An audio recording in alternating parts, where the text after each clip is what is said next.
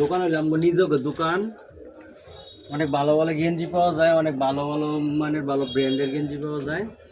তো ভাই সবাই আসবেন, গেঞ্জি দেখবেন এবং নেবেন। 2500 খান প্লাজা, 2য় তলা, ইয়াসিন ফ্যাশন।